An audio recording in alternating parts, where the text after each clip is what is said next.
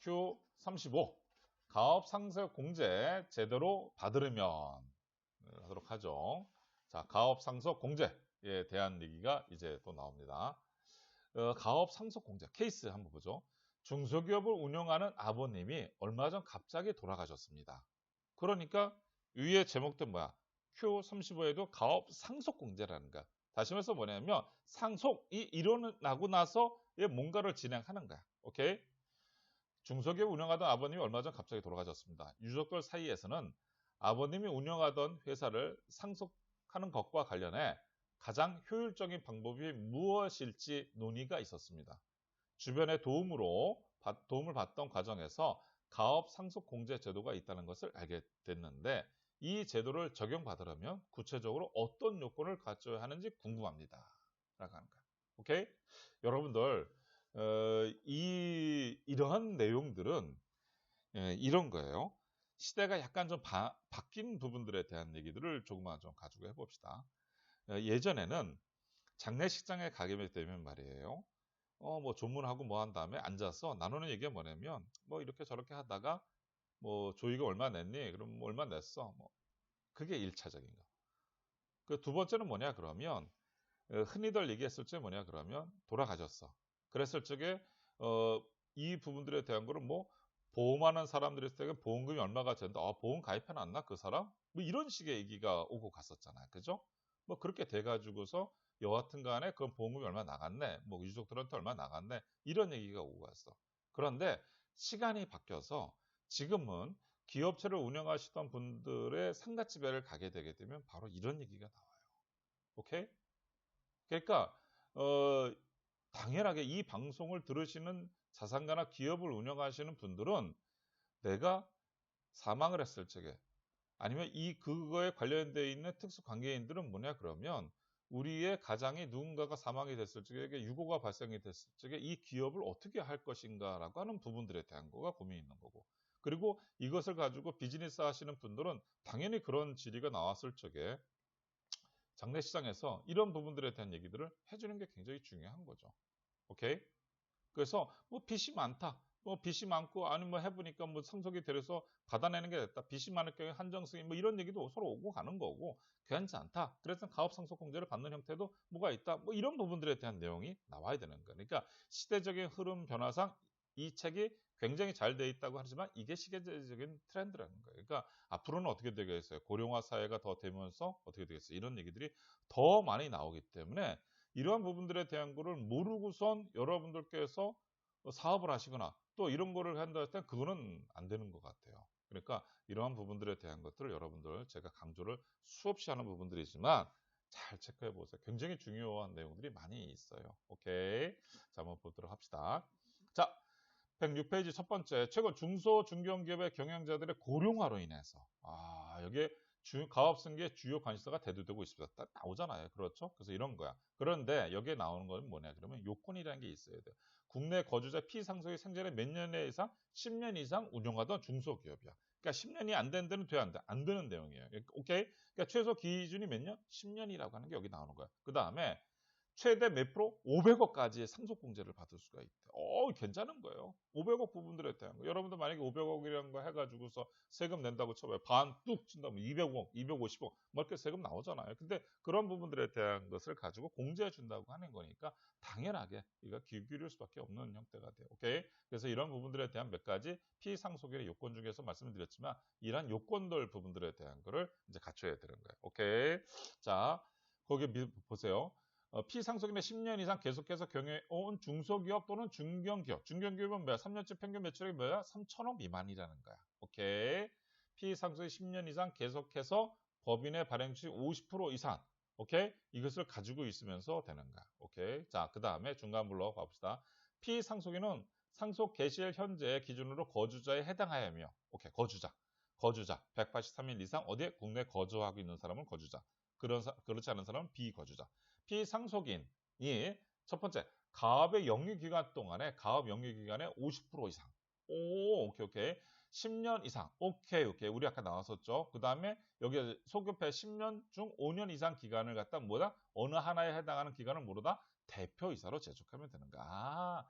피상속인의 재직 요건과 지분율 요건 부분들에 대한 얘기를 여기서 지금 하고 있는 거예요. 오케이? 자, 마지막으로 상속인 받는 형태가 되는 거죠. 상속인은 개시일 현재 몇 살 이상? 18세 이상. 오케이? 상속 개시일 전 몇 년 이상? 2년 전에 들어가 있어야 된다고 하는 거예요. 왜? 2년 이상 직접 가업에 종사해야 된다는 건 뭐야? 2년 전에 들어가서 그 가업에 종사하고 있어야 된다. 이는 피상속인이 65세 이전에 사망하는, 이거 지금 예외 상을 얘기하는가? 천재지변으로다 사망한 그는 예외로 합니다. 라고 하는 겁니다. 오케이. 그리고 상속인 상속 개시일 전부터 2년 이상 하는 건데, 여기에 만약에 병역을 한다나 질병이나 취약에 이런 경우에 있을 경우에는 요건을 충족한 거로다가 채워둔 거로 가겠다라고 합니다. 그리고 그 노란 부분들에 대한 거 해서 이런 거예요. 이러한 요건을 갖춘 상속인은 상속세 과세 표준 신고 기한까지 뭐야? 임원으로 취업. 임원으로 취업하라. 그럼 상속세 과세 표준 신고 기한은 몇 개월? 6개월 부분들에 대한 거로 해서 뭐야? 임원으로 다 취임해야 된다고 합니다. 오케이. 상속세 신고 기한으로부터 2년 이내에는 뭐야 한다? 대표이사로. 오케이. 만약에 적어낸다 했을 때는 뭐야? 상속인의 배우자가 요건을 충족했다며 상속인 요건을 갖춘 것으로 본다는 거죠. 오케이. 무슨 말인지 알겠죠? 그래서 여러분들께서 이거 보시면 되는 거야. 다만 밑에 있는 107페이지 오른쪽 하단 부분들에 대한 거, 다만 중견기업에 대해서는 상속세 납부 능력이 요건 갖춘 점을 유의합니다. 라고 해서 그 밑에 사항 읽어보시게 되게 되면 재산이 많고 그랬을 때는 예외된다라고 하는 내용에 대한 것이 있어요. 오케이. 자, 그래서 여러분들 그 중간 부분들 박스 107페이지 가업상속공제 부분들에 대한 박스에서도 정리해놓은 내용들 관련 보세요. 10년 이상. 오케이. 10년에서 20년, 20년에서 30년, 30년 초과 이렇게 하게끔 되어 있어요. 오케이. 그래서 여러분들께서 그런 부분들에 대한 거 200억, 300억, 500억, 맥설마 500억까지 공제받을 수 있다는 내용입니다. 오케이.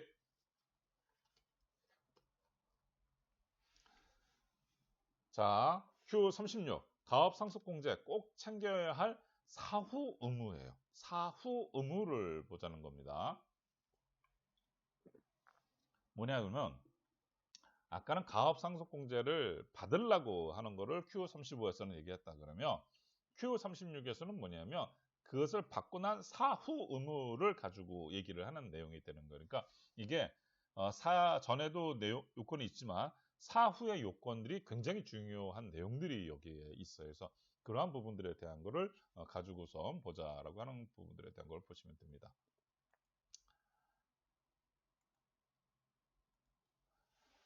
자, Q36 가업 상속 공제 꼭 챙겨야 할 사후 의무. Q35는 뭐야? 사전. Q36은 뭐야? 사후가 되는 거예요. 오케이? 그래서 Q36 사후 의무 부분들에 대한 거를 보도록 하죠. 케이스. 저는 아버지께서 물려주신 음식점을 운영 중입니다. 오케이. 그럼요.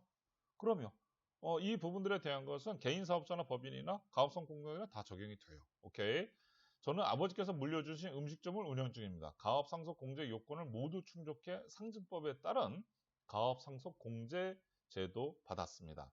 그 과정에서 더 나은 가게 운영을 위해 영업을 멈추고 리모델링을 하게 됐는데 그 기간이 1년이 걸렸습니다. 이처럼 1년 이상 실적이 없는 경우 가업에 종사하지 않은 것으로 보아 공제받은 상속세를 추징한다고 하는데 제 경우에도 사후 이행 요건을 위반한 것이 되나요? 라고 하는 내용이에요. 오케이? 그럼요.